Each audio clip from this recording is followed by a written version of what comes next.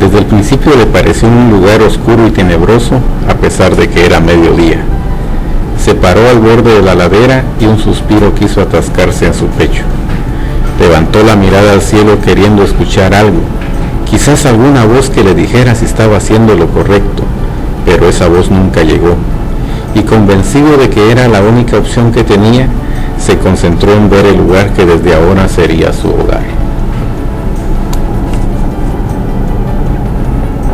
Lejos había quedado la covacha donde vivió con su madre, y lejos también la escuela, y con la covacha de su madre se habían quedado los gritos y las palizas, y con la escuela habían quedado sepultados todos sus sueños. Con el corazón palpitándole fuertemente, pero apegado a la esperanza de encontrar abrigo, empezó a descender por el sendero escabroso y polvoriento. El camino le pareció interminable. Cada paso que daba parecía un aguijón que se le clavaba en el alma. Sentía dentro de sí una fuerza extraña que quería detenerlo. Después de los primeros pasos volvió la vista atrás y se dio cuenta que casi no había avanzado, que el camino de regreso estaba allí, ante él, y que la sombra del puente quedaba lejos, muy lejos. Pero se recordó de la casa de su madre y fue entonces cuando apresuró el paso. El miedo que tenía de no encontrar a Carlos se hizo realidad al llegar a la sombra del puente. Lo primero que sintió al llegar fue el olor nauseabundo de las heces y el orín que llegaba de todos lados. Le impresionó la gran cantidad de personas que se encontraban recostadas en las columnas o en pequeños ranchos de cartón y lámina construidos desordenadamente bajo la enorme estructura. No se sintió a gusto de ningún modo, pero estaba resignado. Buscó entre todos esperando encontrar a Carlos, pero Carlos no estaba allí. Así que con los ojos humedecidos por las lágrimas, hizo espacio lo más alejado posible del hedor que envolvía el ambiente y se sentó a esperar sobre una piedra. A Carlos lo conocía desde que tenían 4 años. Ahora, con sus 14 años, eran los mejores amigos, casi hermanos, y desde ahora quizás su única familia. Mientras la tarde empezó a caer, vinieron a su mente los recuerdos. Una mañana Carlos llegó del brazo de su madre a vivir enfrente de la suya. Él estaba viendo desde la ventana esperando que su madre volviera, y antes de que Carlos ingresara a la casa de enfrente donde viviría, a través del cristal, él levantó la mano para saludarla. Carlos sonrió y también le levantó la mano. Desde ese momento supo que tenía un amigo, y así fue. Sentado sobre la piedra tosca y fría, pudo ver cómo la vida de los inquilinos de la sombra del puente pasaba entre inhalar sustancias o fumar. Cuando una mujer mayor pasó junto a él, se recordó de su madre. ¿Qué estaría haciendo en este momento? ¿Estaría consciente o el licor la tenía tendida en medio de la covacha? De lo que sí estaba seguro era que no estaba preguntando por él. Su madre fue bebedora desde que él tiene memoria. Seguramente también bebía mientras él estaba en su vientre. Vino a su mente cada vez que su madre recobraba la conciencia y sin motivo alguno le propinaba palizas y le recriminaba haber nacido. ¿Qué culpa tenía él de haber nacido? Que se recuerde, nunca pidió venir al mundo, pero su madre le acusaba de haberle desgraciado la vida. Siempre salía desde temprano a la casa de los vecinos de enfrente para pedir algo de comer. La mayoría de veces ya no necesitaba pedir. Cuando los vecinos lo veían venir, lo llamaban y le daban de comer. Y se recordó de eso cuando mediada la tarde empezó a sentir hambre, pero a diferencia de ahora, no estaban los vecinos. A pesar de que había crecido y había encontrado trabajos temporales como ayudante de albañil, siempre los vecinos, quizás por lástima prolongada, le daban de comer.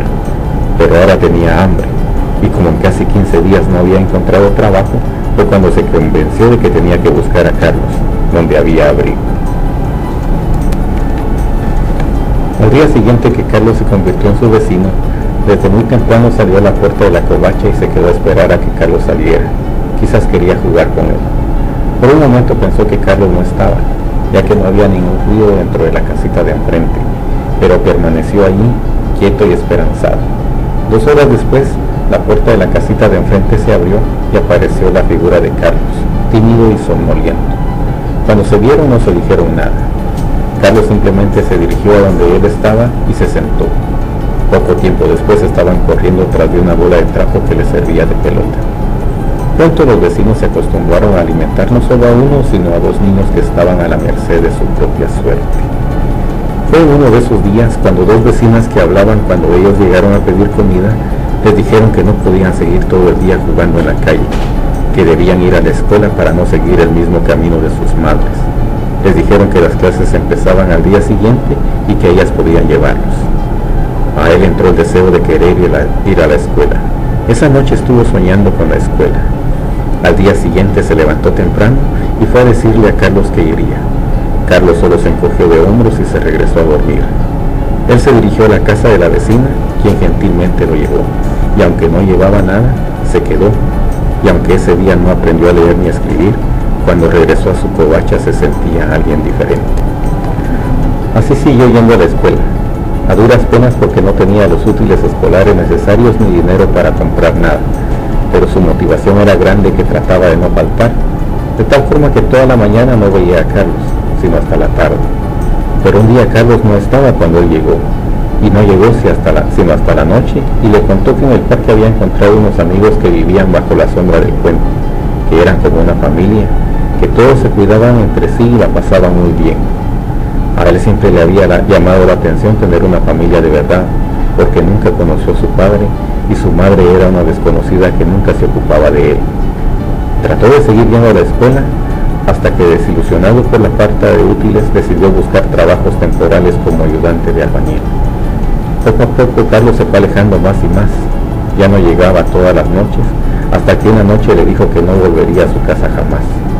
La apariencia de Carlos había cambiado, el descuido era notorio, parecía que no se había bañado en siglos, pero seguía siendo su amigo. Ahora él también estaba ahí. De pronto se fijó que junto a un hombre que dormía había un pedazo de pan tieso. El hambre le ponía los ojos vidriosos y el vientre le dolía. Empezó a acercarse para cerciorarse que el hombre no se despertara. Con mucho miedo tomó el pan y quiso esconderlo apretando la mano contra su pecho y regresó corriendo a la piedra. Cerró los ojos para no ver la apariencia del pan y lo introdujo en su boca, pero no pudo. Lo duro y lo agrio del pan tieso hizo que su cuerpo lo vomitara, lo expulsara. Quiso dar un grito de desesperanza, de angustia, pero justo en ese momento llegó Carlos. La presencia de Carlos hizo que retomara la esperanza. Carlos estaba con la mirada perdida, producto del consumo de drogas. La mirada perdida de Carlos hizo que la esperanza de encontrar abrigo en ese lugar empezara a desvanecerse. Le preguntó a Carlos si tenía algo para comer, pero no recibió respuesta. Carlos estaba en otro mundo. Por un momento sintió lástima de su amigo, a quien consideraba más como un hermano, y vinieron a su mente los momentos que habían pasado jugando, y se culpó por un momento de haber intentado ir a la escuela y no quedarse con él. Quizás hubieran hecho juntos una familia sin tener que llegar hasta la sombra del puente. Pero el hambre lo tenía realmente intranquilo y desesperado, así que recogió el mendrugo y cerrando los ojos se lo tragó. La noche estaba llegando y la sombra bajo el puente se hacía más intensa, y se dio cuenta de que había noche bajo la estructura, pero también la noche reinaba en cada rostro, en cada mirada, en cada hombre sin esperanza, en cada corazón. Poco a poco las fogatas empezaron a aparecer bajo el puente, y alrededor de ellas empezaron a juntarse varios de los que no estaban dormidos. Carlos se acercó a la fogata y él lo siguió, y poco a poco el olor maloliente de las personas que allí estaban empezó a parecerle natural, y su olfato empezó a asimilarlo cada vez mejor, aunque aún se sentía incómodo. La noche pasaba lenta. Poco a poco entendió también el silencio. ¿Qué decir cuando no hay nada que decir? El silencio era el lenguaje por excelencia bajo la sombra del puente. Solo cuando alguien necesitaba algo se escuchaba alguna voz que rompía el silencio, como cuando el joven que andaba como loco pidiendo drogas. Se podía ver la desesperación en todo su rostro. A veces pateaba con furia cualquier cosa que estuviera en su camino, pero nadie le dio nada. El joven, en su desesperación, se alejó de la sombra del puente y empezó a escalar hacia la carretera. Nadie dijo nada, no había nada que decir. Al poco tiempo se escuchó un grito desde la parte de arriba de la estructura del puente, un grito que se fue haciendo más y más fuerte y que terminó en un estruendo, como de huesos rotos, como de vida que se pierde. El golpe lo sobresaltó, pero nadie más se inmutó. Ese grito y ese golpe lo dejaron intranquilo, y mientras las fogatas se iban apagando y todos se quedaban dormidos, incluso Carlos, él seguía despierto. Tenía tanto miedo de cerrar los ojos. Así estuvo hasta que los primeros rayos del sol se empezaron a dibujar tras las montañas. Entonces se levantó para ver qué había sido ese río. En la penumbra de la mañana fue hacia donde el grito se detuvo. Cuando llegó, pudo ver al joven muerto, con el terror dibujado en su rostro sin aliento. Quiso gritar, pero no pudo.